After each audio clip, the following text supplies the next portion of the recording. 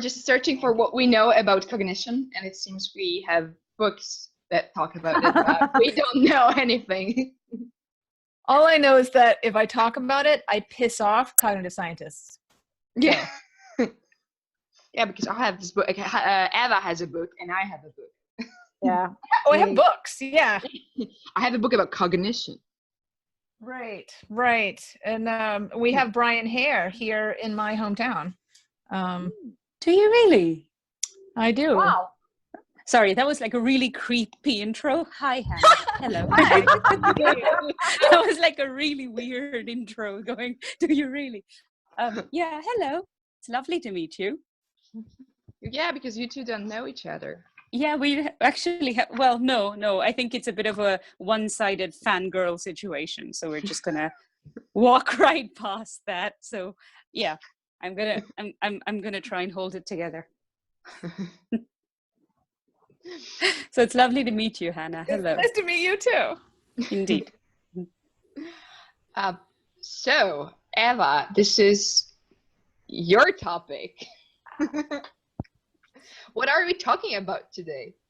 Well, I guess this started when I, for some unknown reason this morning, wrote on Facebook that cognition is stimulus control. And I'm trying to think back what on earth prompted. I mean, I know what prompted the statement, but what prompted putting it on Facebook in some colorful post and tagging John in it? John McKagan. Not quite. I'm not quite sure. I think it had to do with some discussions elsewhere, where we're just seeing discussions where labels, not necessarily cognition, just labels, are used in a way where it sort of hinders the discussion. Is the dog are you putting up a system of rules, or are you providing information? And then we can discuss, well, I'm trying not to put up strict rules, I'm just trying to provide information, or vice versa. And it's like that type of discussion, you can see it all over all the time. Mm-hmm. And what it comes down to is stimulus control. And then why I came to think of cognition, I can't really tell you. But it's like whenever we try to discuss anything, it always boils down to us trainers, or us from a behavior analysis perspective, trying to look at, well, what is it that we're really talking about? Mm-hmm. And cognition is such, it's so often that we're talking about something that other people would refer to as cognitive. Mm-hmm. As well. It's about remembering, or it's about perceiving, or it's about understanding. And we as trainers we would want to know, what is it that we're talking about? What does it look like? Is it not also connected to what we once talked about, rule-governed behaviors and stimulus control? Is it not like that we make this distinction about rule-governed behavior and how much it differs from actually being, being... Hello? Oops. Welcome back. So would you say it's also kind of like, I'm not saying cognition is related to rule-governed behavior in any way, but I'm saying that often we make this distinction about rule-governed behavior and we say it's something different than regular. It's too easy to say it's different instead of investigating what is it really. It's too easy to just say, oh, it's different. Mm-hmm. So what is rule-governed behavior? Rule-governed behavior, I'm really not the perfect person to explain that, because I don't we don't do rules here. Hannah, how would you describe rule-governed behavior? Would you?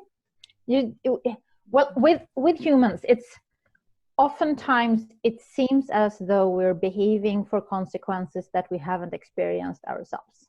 You read a sign and it says, put on your helmet or something will hit you over the head and you will die.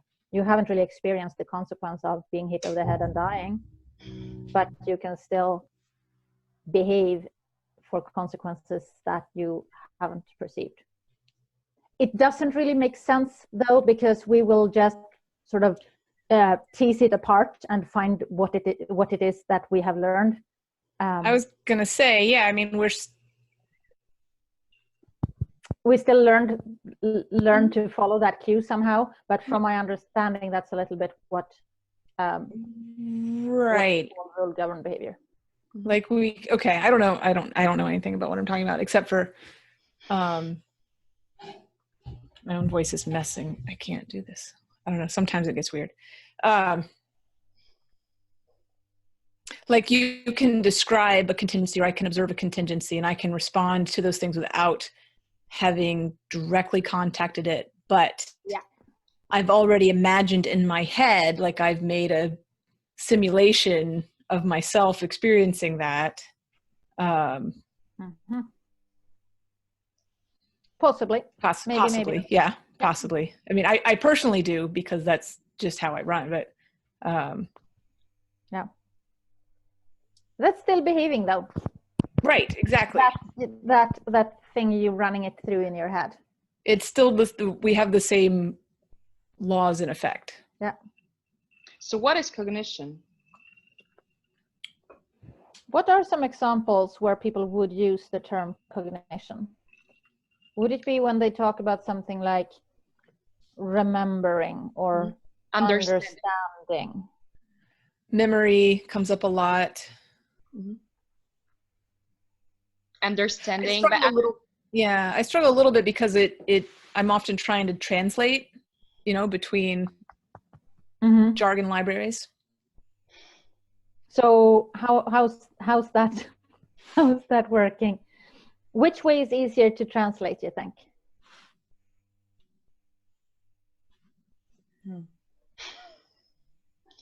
For me, it's easier to translate into ABC, actually.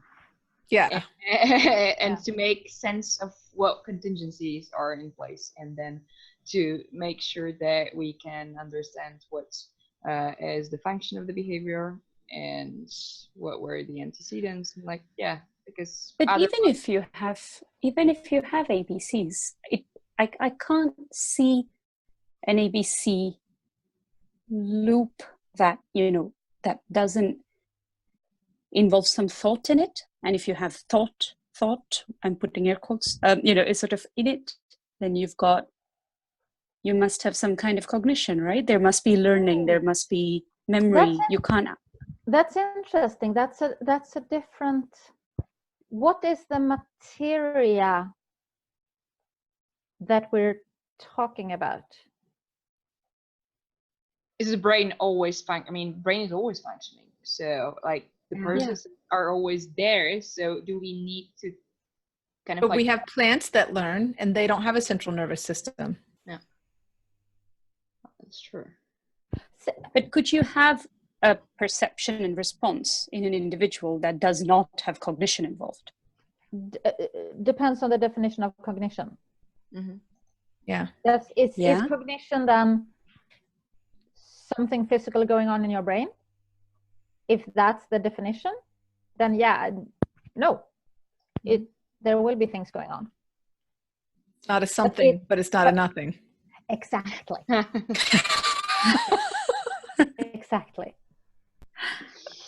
So it seems to me as if many of those typically cognitive terms are labels for contingencies.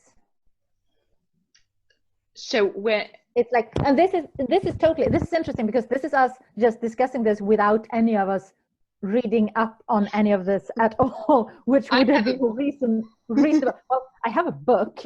Well, you two have books. We're fully ignorant. We are like cognitive scientists talking about clicker training. It is true. Fully ignorant. But it's still interesting that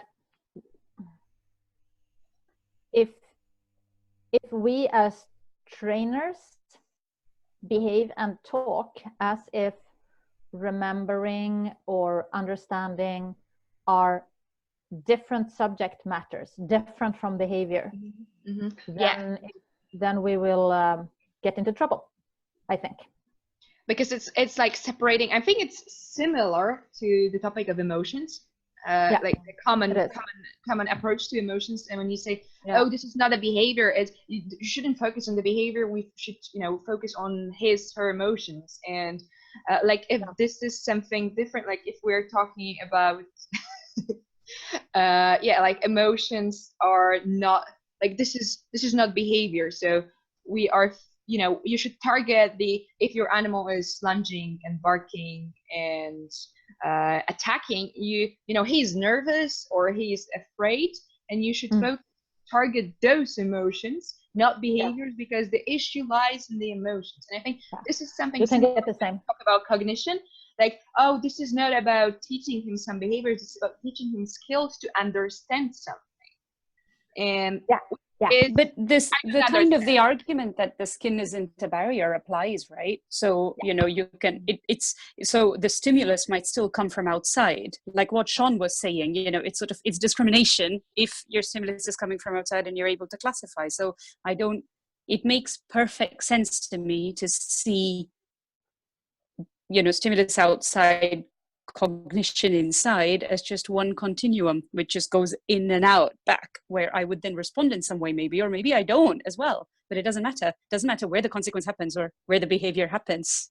It's still an EBC. Or the stimulus can come from inside your body. I can feel like I have to burp, right? Or I can feel like I have to pee, or I can have a lot of internal sensations. I can feel I certainly can feel pain. Mm-hmm. Or the simulation of death, like what we said, right? So you don't it's entirely in our head, and yet we have a response to we can have it a certain way because of it. Piloerection, like lots of things. Like you can feel still doing it.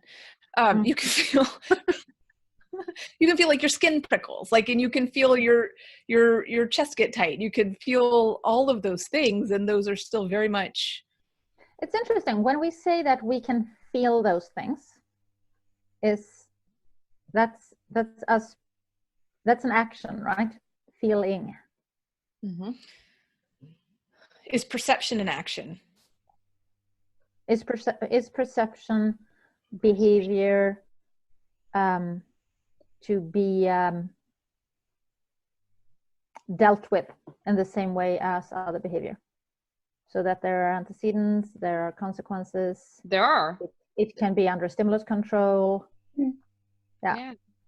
It's true, because I'm uncomfortable with the word choose here, but we can, under the same conditions, perceive or not perceive specific stimuli. Certainly dogs can, right? Or cat, or they're focused on, I'm thinking, my border collie fixating on something I wish he wouldn't fixate on appears to be able to perceive other things like me. Yeah. And it's like, the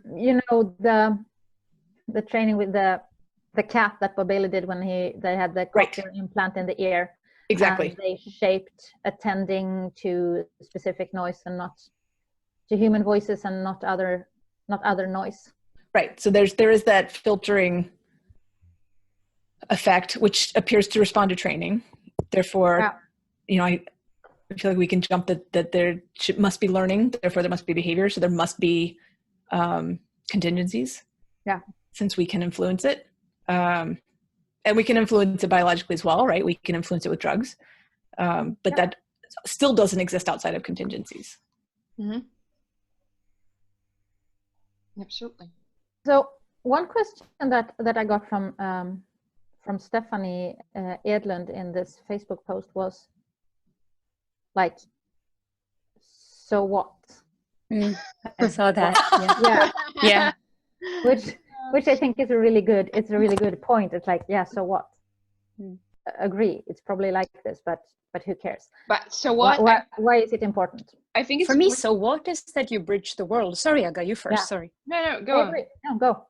see, for me, the so what is that you bridge the world, right? See, because for people who, like us, who have our toes in both worlds in a way, and we're trying to reconcile it, for me to say, actually, there is no barrier between the way my dog thinks and is able to filter out certain things and pay attention to certain things, and that can be reinforced and that can be kind of changed and all these things. You go, well, then it would mean that I would be able to dip into a world that would otherwise be completely inaccessible to me. Exactly. Yeah. It gives us a way to influence things to change the outcome. Yeah. Yeah. Exactly. Yeah, and it's the same with like emotions, cognition. If I want to change how my dog feels about something, I cannot do that like magically, take a magical wand and change his feelings. I can do that only by the EEGs. And Yes. I'm going to operationalize those emotions. Yes. Is See, exactly. Yeah. Is there a field of applied cognition? Like, is that a thing? I'm asking a real question here. I don't actually know. Well, I'm not sure if it's called applied cognition, but there are definitely people like doing applied stuff from a cognitive perspective. Absolutely, plenty of it. Okay. I mean, I guess you would call it cognitive psychology. Okay, that's fair. That's fair. Yeah. Yeah, because like for me, I'm thinking in the realm of things that I can influence, my own behavior, those aspects of conditions which I can affect. I often find it helpful to kind of go, work kind of laterally. Maybe go up the ladder, like, okay, what is this thing that we're observing? This is described in, the cognitive psychology literature as this. Okay, how do I translate that back into my language, which is going to be more applied behavior? Because I am ultimately living the applied behavior lifestyle, right? Because while I do find philosophical discussions fascinating, the reinforcers for me are in what can I do about it? How can I use this information to change something? So there are things that I run into with the various range of organisms that I find in my life that we maybe haven't already described, or we don't have, we haven't explained well yet in our terms. And sometimes it has been explained elsewhere. And so then I can go over there and I can read a little bit about that. And then I can borrow something and do that reverse translation again. And like, okay. So if I understand, I have these physical perceptions, I'm going to call I think that's part of my antecedent picture, right? Like those are effectively cues. And we don't talk about them as much, at least not in the circles that I travel in, but they're real. They're not, and there's more there. It's like you're talking about operationalizing the emotion. I can operationalize frustration as a series of sensations and behaviors that I do. I bite the inside of my mouth a lot. Like I'll have dents. I will have observable dents in my lip at the end of a bad day. I'll have physical sensations, and I can deconstruct that and identify, okay, I need a different outcome. I need to change my conditions. These are all of the elements that I can identify, but just calling it frustration is a little bit of a dead end to me. Okay, I'll just stop being less frustrated. Just stop having anxiety, Hannah. Just stop being so anxious all the time. Chill out. It's not a training plan, guys. Okay, it's not actionable. And it's even more at first. It's dead end and can make you experience those frustration behaviors even more. Yes. Like, if you have an aggressive dog and you should focus on making him more comfortable in this situation and making him, less afraid. Right. Great. But how do I do that? And what do I reinforce? What do I change the antecedent picture? And we're right back to what does that look like? Exactly, because otherwise I just don't have tools. I don't know how to do it. I mean, I'm not working on the brain. I'm not working on the chemicals. See, it's a more power to you kind of thing, right? If you realize that cognition is behavior, if you realize that emotions are behavior, then you know how to construct a picture to change that, or how to influence that in some way. And that, more power to you. It's sort of it's a better picture to think of it. I suppose it depends what you want to do. I suppose we come from the point of view where we would like to influence that in a certain way, and therefore this is a very powerful picture to look at. We are we are, to use a label, control freaks. So Totally. yeah. But the thing is, a lot of people from cognitive psychology are as well. It's still you're still really interested in changing behavior. You're just coming to it from a different perspective.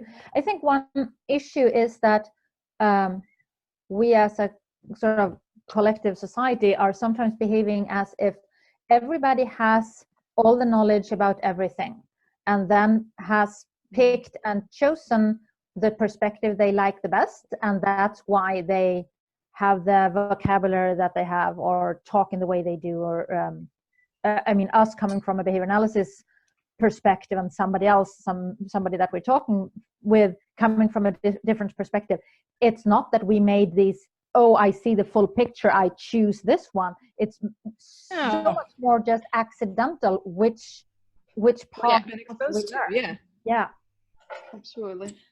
Right. And it's easy to get angry, like, screw you for not knowing everything I know. You know, you're deliberately being this way. I'm like, No, that's not an okay way to live.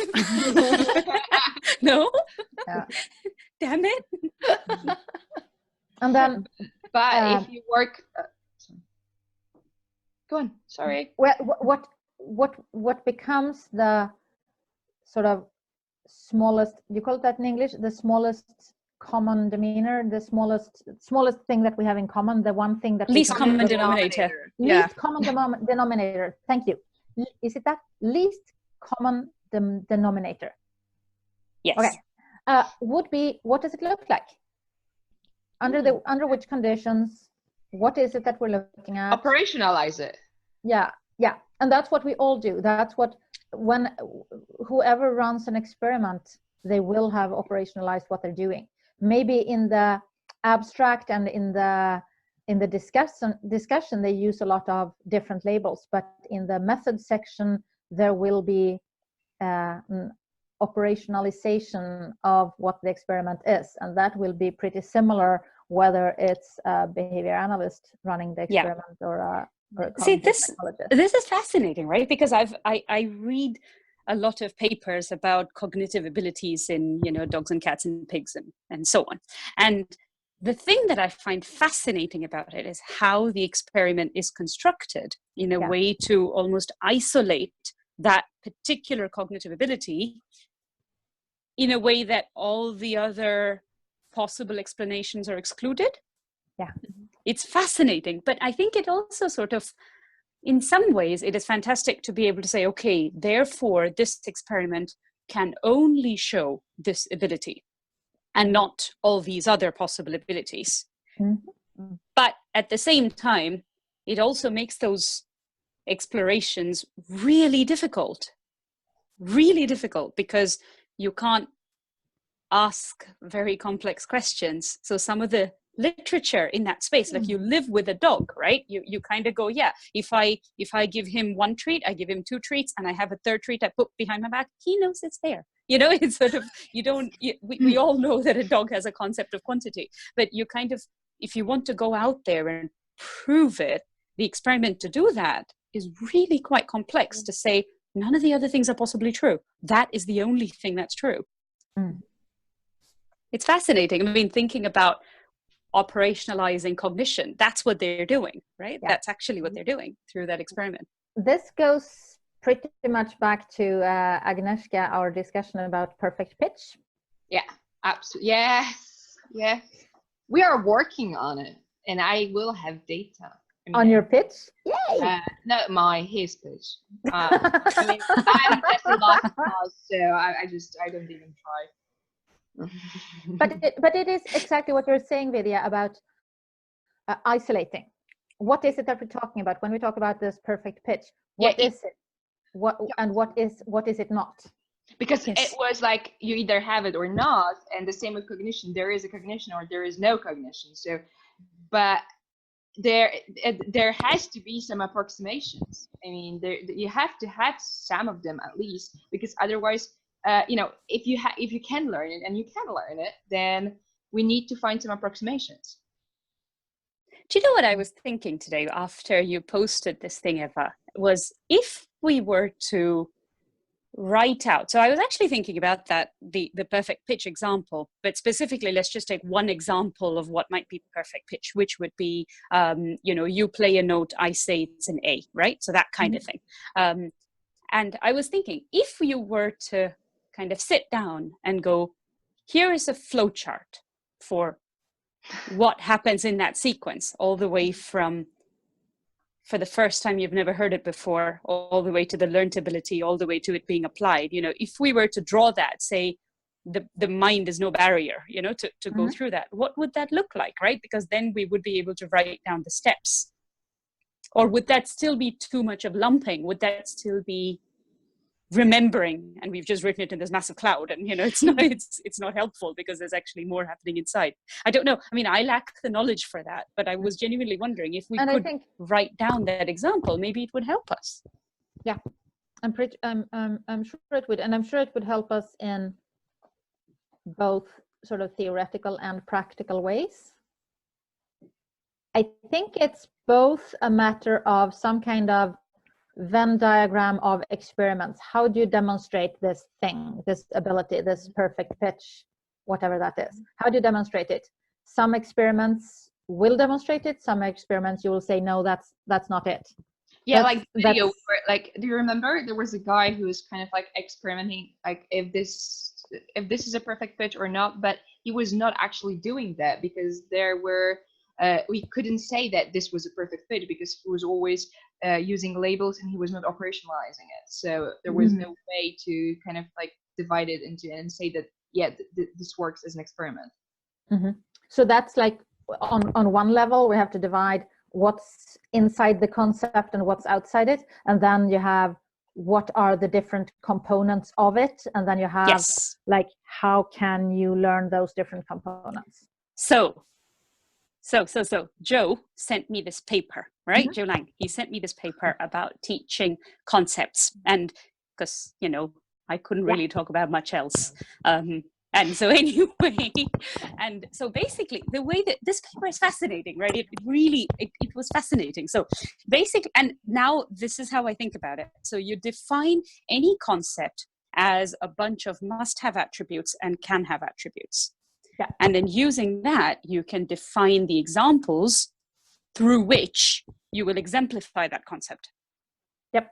And then through which you can, so which means that, and this is what I have been thinking about, it means that there must be an optimal minimal number of objects that you can use, which have the must-have attributes and the can-have attributes. So it doesn't have to be inefficient, like how I might teach it, which is I might choose 6 items, 6 pairs or something, 5 to 6 pairs or so. But if I were to pay more attention to exactly what objects and how they differ in their must-have, and if I were to tabulate that, right, write down the list, then I could be far more efficient in how I structure my antecedents so that the cognition happens quicker. The click moment where the dog goes from, aha, that's what you want me to do, comes much quicker. Yeah.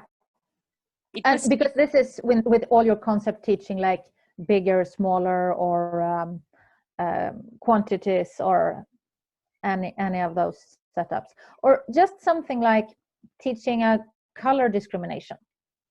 It's going to be, if we want to have color discrimination, it should be color that is the discrimination. It shouldn't also be shape, because then it's like 50-50 whether you are discriminating on color or you're discriminating on shape. And that's something, I guess, that would typically occur there would be something about that in a cognition textbook. Yes. Mm-hmm.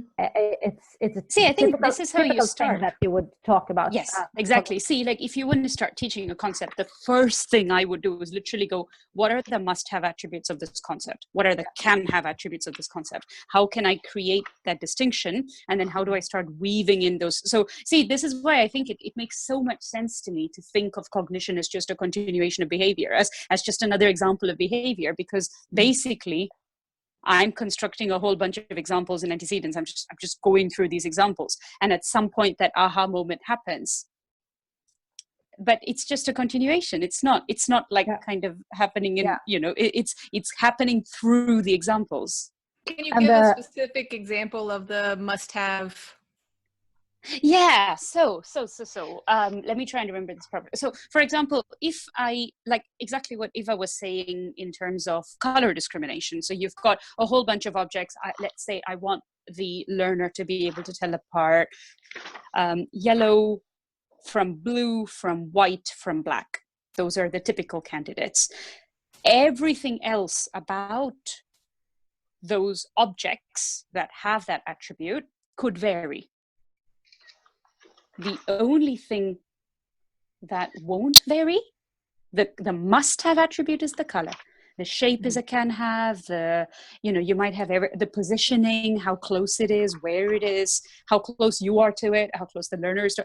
All of that doesn't matter. How big it is, how many of them there are. It's all of those things don't matter. Where the thing that the must-have is, it has to be of a yellow color, and you would teach that by choosing examples that exemplify the color, but vary the other things gently over time. So you'd have a yellow circle, a yellow square, a yellow star, a yellow banana, a yellow lemon, a yellow glove, a yellow hat, a yellow chair. Yes. I think of it a lot like teaching language. I think if I were to teach somebody who spoke Thai and I wanted to teach them the word yellow, how would I do that? I would point to the sun, I'd go yellow. I would point to a sunflower, I'd go yellow. And it's like attaching a cue. It's exactly, it doesn't help to randomly go yellow, yellow, yellow. You have to kind of specifically say the word that you want associated through specific examples. And you're varying everything else around it until at some point you're able to point to a novel item. And the learner at that point is able to apply that rule set and go yellow.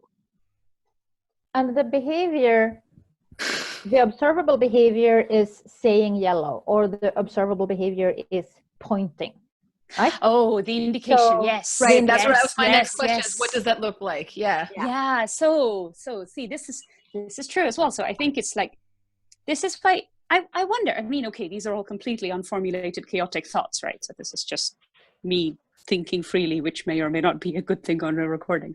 But I see it sort of as very small, maybe tight, like ABC loops, where the indication is its own ABC loop, before which maybe the thought of recognizing yellow happens, I wonder. So you can Do you need break. that? What do you mean? Do you need the thought when you're training? Do you need to consider whether there is a thought or not? Well, see, this is how would you, for me, it doesn't make sense to go, if I showed you this glorious box of tissues, how do you know what color it is? I have no idea. You don't have to say it, right? Like, you don't have to say it. That's different. But So is it a behavior chain, or is it like a compound cue situation? Like, are we responding to both cues at the same time? Or is it a behavior chain or sequence where you are identifying the color and then the action? Like, I think the actions could be any number of things, right? I could teach, for example, if I were to show a yellow thing, I could teach my dog to go into a crate. So I show a yellow thing, he goes into a crate. Or I show a yellow thing, he touches another yellow thing. But isn't that, So we have like the thoughts, are they not a part, like the ABC of a thought, is it not a part of every cue and every behavior and every exactly exactly, this is what I was saying before, and that's exactly what my question, which is there any behavior where there is not that loop of a thought? What is the fact thought? that it's so what does the thought look like? Or what is the start and end of the thought? Without thinking all the time. The time. Fluent. I don't know. What is the thought? Like, is it what, like, does it require what we would maybe call consciousness? And I'm going to argue that no, it does not. And does it include some sort of verbal behavior, some sort of saying things in your head? Because often when we as humans talk about thinking, it's like we say things in, or we visualize them. Yeah, we perceive ourselves doing something. But do we always do that? And that's one of the things that draw me away from my studying psychology ages ago. And I didn't go back to university until I had found behavior analysis, because once we started talking a lot about thinking, then there was such a big gap between if it's my dog doing it or if it's me doing it. If it's my dog doing it, it's behavior under stimulus control. If it's me doing it, it's me thinking and then doing. And to me, it makes no sense. If we can do the same thing, we have to sort of... And we don't need that, actually. I don't need to know if my dog is thinking about something when we train. Yeah. In a sense, it's like I can just observe the behavior, and because I think talking about thinking, it's always going to be guessing, and it's always going to be an assumptions. I think it depends what the goal of what you're teaching is. So I think if the behavior on the outside gives you adequate and clear evidence of the thought that you want to create, or the sequence you know of the right input goes in, the right output comes out, then you can, it would not be, it's like the emotion, right? So, maybe you can go, okay, that happens as it were. But how otherwise we can tell? I mean, if you want to have a different proof than observable behavior of a thought or an emotion, how will you do that? So is your question like, how do you have proof that a thought has happened? Is that what you're... Yes, if you say that, because you said that something that if for you if it's enough and the behavior you see to know that this thought is coming, so you can observe that thought, then that's okay. But do you think that we can actually have a situation where we can have a proof of the thought, not just by observing the behavior? Is there another way beyond measuring brain regions? Right. We're going to need expensive equipment and studying, even with the equipment, if we don't have any observable behavior to verify, it's not going to tell us much. Yeah, and we don't need it. But this is where I think it's the stimulus control that we're interested in here. It's like when we talk about the thought, it might be that it's more equivalent of the stimulus control than of the behavior, because we're not interested with the dog learning to indicate which color something is. We're not interested in the indication behavior. We're interested in the discrimination. Yes. And that's where we might, in our typical language, say that, well, we're interested in how he is thinking. We're interested in how he's perceiving and making the decision. That's about the stimulus control. It's not about the topography of the behavior. It's not about really the function of the behavior either. It's about the stimulus control. That's where we're... I mean, the thing that influences our training plan. Yeah, go ahead. Yes. I mean, I keep thinking in terms of indication, there isn't a formal structure around which these concepts are shown and evidenced and things like that, right? So beyond the way... Go on. Right. Like, to me, that's a problem. Like, to me, that's a big problem. Yes. Like, we have to pick something. How do I, like, oh my gosh. So, like, watching bad nose work training, right? And you guys, I know you've watched this, okay? And the person is wandering around. Is this being recorded? This is terrible. This sounds terrible. The person is wandering. The dog is wandering around the room. I'm watching these person and dog wandering around the room, and suddenly the person says alert. And I'm like, well, that's like 50-50. I have no idea. Like I saw no.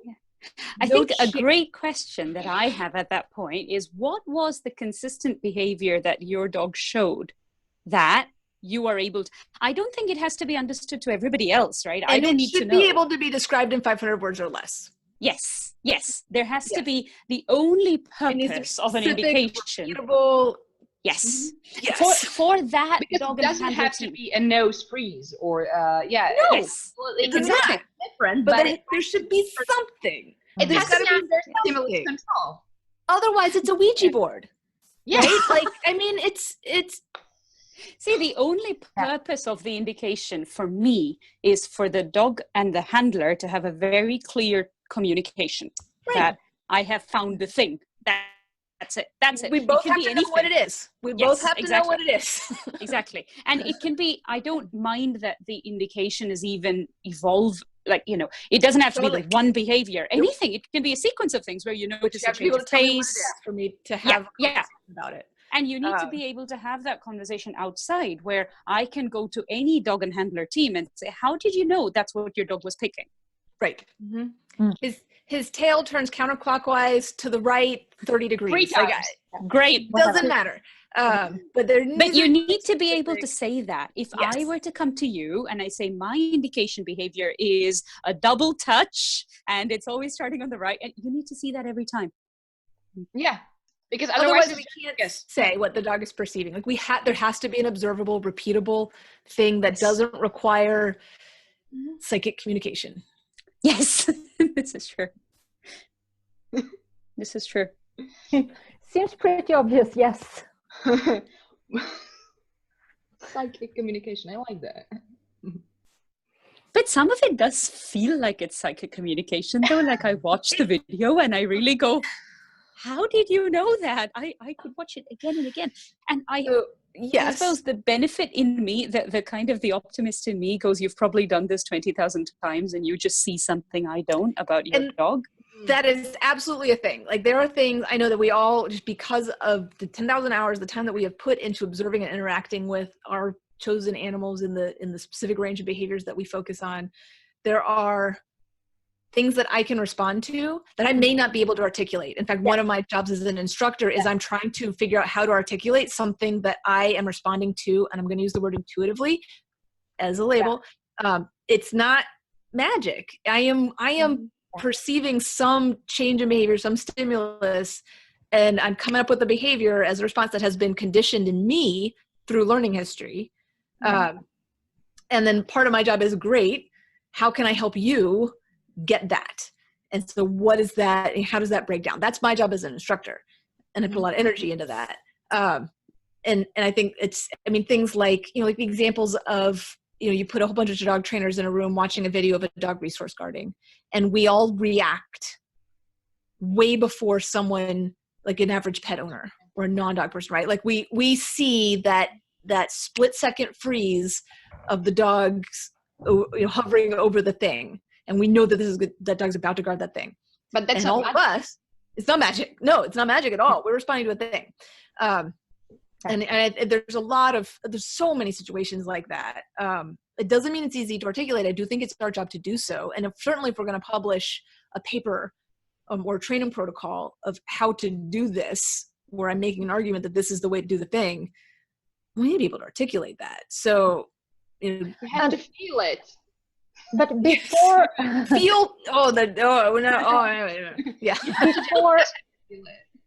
before articulating, there is this step. Well, it's a stimulus control thing again. Starting to sound like a broken record, I think, but it's a matter of stimulus control and indication behavior on part of the handler or trainer here. Yep. So seeing the dog walking with this one dog, and the dog sees another dog, and you now see something in that dog. Responding to something you see in some way, like in saying, let's turn the other way, or in saying, let's get out of here, or in saying stop, or just in if you get to watch 10 video clips and you get to sort them, from will there be a reaction from this dog, yes or no. You can sort them. Yes, this, no, not that. Yes, this, no, not that. That sorting thing is one thing. That's like one behavior under stimulus control of what you just saw. Articulating what you see is a totally different behavior. It's like saying that, seeing yellow and saying yellow, rather than seeing yellow and pointing to something that. If I see we're walking up the trail, I see another dog appear over the horizon. I have a couple of different options. I can say, let's go. I can bring the leash to the center of my body and do a U-turn. I could do a lot of things. I try to limit it to a specific and productive scope, but I have a lot, but those are all different behaviors. And then yet another behavior would be me saying, I see a dog coming over the horizon. Something bad is about to happen. Uh-oh. Like those are all behaviors. Very different. Yeah. And they're all different behaviors on the same cue. And then I could pick which one, and it would depend on, what's, depending on the contingency, like what's going to be productive. Am I an instructor? I'm narrating for a group class. I'm going to say, I see a dog. I'm going to give the narrative, right? That'll be one behavior. If it's just me hiking alone, there's no point in a narrative. That's wasted time. I need to act, right? I need to get my dog out of that situation before he rehearses a behavior I wish that he would not rehearse. Yeah. And oftentimes we can probably do a more fine discrimination in our response of saying, yes, go ahead, or no, turn around. Yes. Compared to what we can do if we are listing what we're looking at, because we don't have access to all of those things. We can't say, I cannot say all the things that are in the picture that my behavior is under stimulus control of. My dog has removed 3 degrees of tension from the leash, or like there are so many things that I'm probably responding. And they are in compound and combination and in a certain sequence and in relation to the environment. It's so complex. So our behavior of going, stop, is under stimulus control of all those things together. But us saying something about it, it's just that we can say a few things. Yeah. And it's decoupled. See, okay, this is like a completely random confession. I hope there is some point to it when I finish saying this. But so recently I've been teaching myself, how sometimes when you're sitting as a passenger in a car and, the person who's driving the car is backing the car out and you see something that they haven't seen. Yeah. Right. And at this point, my natural thing is to go, stop. Or something like I kind of have this natural response to, that's how I communicate the thought that, the registering of the obstacle or whatever it is. And I have been trying for months now to not just communicate a panic response, but to communicate the action that the person must do. Right? Yeah. And it is proving very, very difficult for me.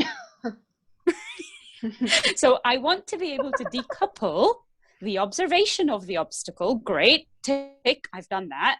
I've understood, I've had this moment of cognition when I've thought this is something we need to respond to in this car. Maybe this person hasn't seen it. But instead of just going, what I want to be able to say is, stop the car or punch it or, get out of the way or whatever it might be. And these are all the possible, just like what you're saying, Hannah, these are all the possible avenues of expression for that process. And it's really difficult to prioritize one over the other.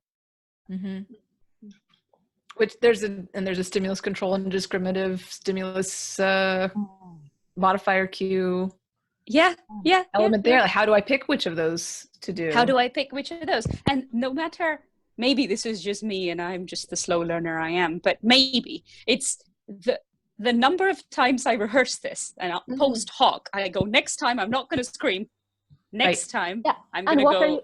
What are you going to do instead? And how much do you need to practice if you're going to do 1,000 different things instead of just the same one? Because it goes, you can do that under a wide variety of conditions. But if you're going to differentiate, you both need to learn all those new responses and get them rehearsed so that they can conquer. But Exactly. It makes perfect sense to me, therefore, to almost pause to go, seen the stimulus, made sense of it, assessed that it's a threat, whatever happens in my head, and then indication behavior. It's like you can kind of go, there are so many indications possible, and I want to rehearse one, so that I'm being helpful, not just panicky.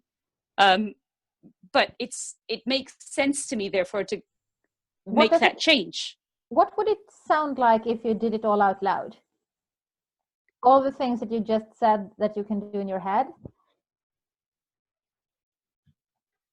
Like when she's in the car with someone. So you said observe. Yeah. So there's a perception component. I'm looking.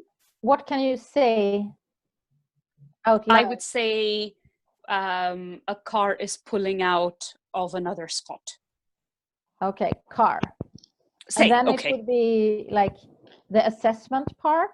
Yeah. So the assessment part is that I extrapolate that if we were to continue on our trajectory, collision path.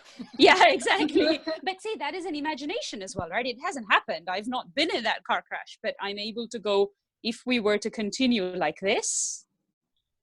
So what's that? How am I able to? But is it not experience somehow? Is it not learning that you have seen those accidents happen, and you have seen movies, and you have seen tons of different situations, and sometimes, like when, for example, you know that if you like roller coasters. I was recently on a roller coaster, and it's like you are on the roller coaster and it goes very fast down and up and on the sides, and usually if you would have not, if you like, my experience with going very fast down would be from the movies and all the things would be that we're gonna have a crash, right? Because this is what happens. But then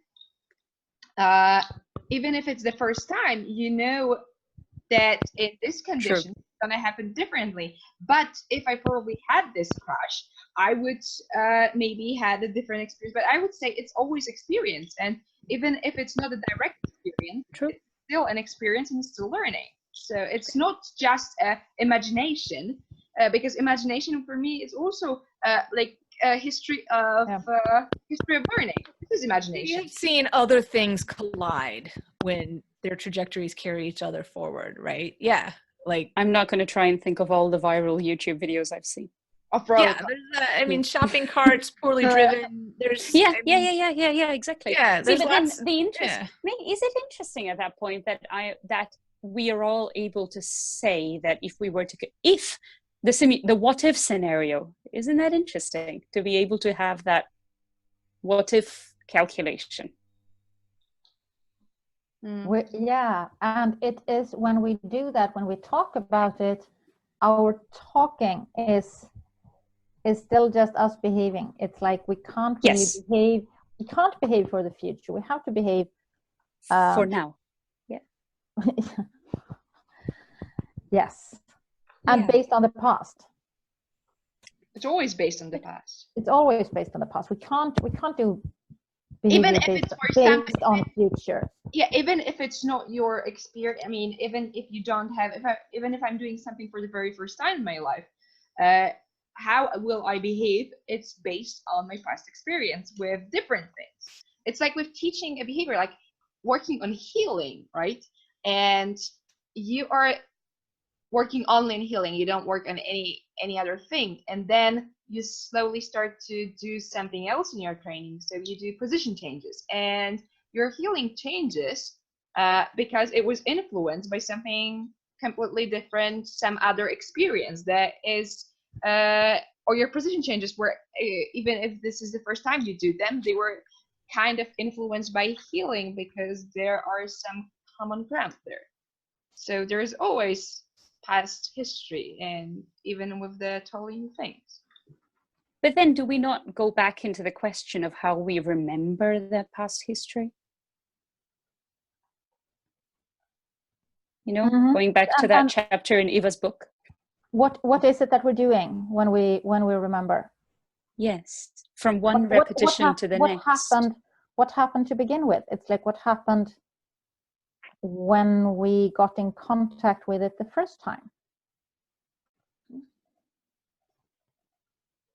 So is it not the brain? I mean, it's a history of reinforcement and punishments, but the remembering isn't like the brain is functioning all the time, and this is just a process that is happening. And so when a cognitive scientist would talk about, or cognitive psychologist would talk about, do you call it encoding, like the time when you perceive something, that one time that when you come across similar stimuli or stimuli that occasion similar behavior later, you will say, oh, I just remember this. The thing that's happening when you come across it the first time seems to be somehow significant. Sometimes you meet somebody and they tell you their name, and 2 weeks later you meet the same person. Seeing that person occasions you thinking or saying the name. Then you met some other person 5 minutes later, they also said their name, but 2 weeks later when you meet them, or 2 minutes later when you meet them, seeing them doesn't occasion you thinking or saying their name. So there are differences both in when you heard the name the first time and when you saw them that second time. But you could perhaps describe them still as differences in the contingencies. Yeah, most likely, yeah. It's like they have to be. How else? Yeah. How else? Where the second contingency, like if I were to meet somebody 10 minutes later and I can't remember their name, has to do with the people's names. I know, it's a lousy example, because when would you ever? Yeah, it's like they say their name, but I noticed that my attention, other stimuli are more important. Like what their dog is, what's the name of the dog, what leash they have, those are more important things. So because I have to really pay attention to when they say their name to remember it, and it's still very hard. So you are responding to when you hear it the first time. There has to be some responding for you to be able to. There has to be, yeah. There so has if to be you probably don't do something in the environment that there are no other more interesting, other stimuli that I have a greater reinforcement with. Is it about salient cues? Is it about which cues, which cues have more prominence than others? Right, based on your learning history. And then we're back to perception as a behavior, because we selectively respond to stimuli in our environment, because we would melt into a puddle if we were tried to respond to all the stimuli in our environment at all the time. Yes. Yeah, we can't. See, the other interesting thing I was thinking about when, Eva, you were writing about cognition and stimulus control is that my set of my set of kind of conditions that trigger a certain, say, thought process or whatever, whatever conclusion is very different to yours. And it's sort of, that's what, going back to, well, we think everybody has the same information. It's interesting to think of how different, like what makes me think of a pink elephant is different to what makes you think of a pink elephant. Yeah. And that again says it's so much in the learning history. So much in the learning history. So can we summarize the topic? Because I think we should do that. Please do. I'm so go on, Aga. Go on. I know. I just made a point that we should do. Summarize. None of us know anything about cognition. Yes, exactly. We've read just enough to be dangerous. Yes. Yeah. And Eva and to I feel like we ought to get together and talk about it. So, yeah. That's a perfect summary. But yeah, I think we can summarize. But I think that we can summarize it saying that we need to just simply describe what we see and operationalize it if we want to use it effectively, especially if we are training and teaching new behaviors, because otherwise it's not going to be useful if we just give it a label. And cognition can be, if we don't describe it, what we really mean when we say cognition, it's just going to be another label. And that it is actually possible to make sense of what people that are using a different language, in a sense, are talking about. Yeah. It's not magic. It's not from some other world. It's from the same world. It's based on the same observations. Yeah. It's just different ways of talking about it. And probably it will be the same, operationalized in the same way if we had to just describe it. Right. I think the category is pretty arbitrary. We have more in common than we have different, really. Totally. So probably fighting is silly. In general, I think that quote. I think that's just a true statement. True. Yeah, I know. But no, some of the time it's worth it. Resist. But yeah, and that we can.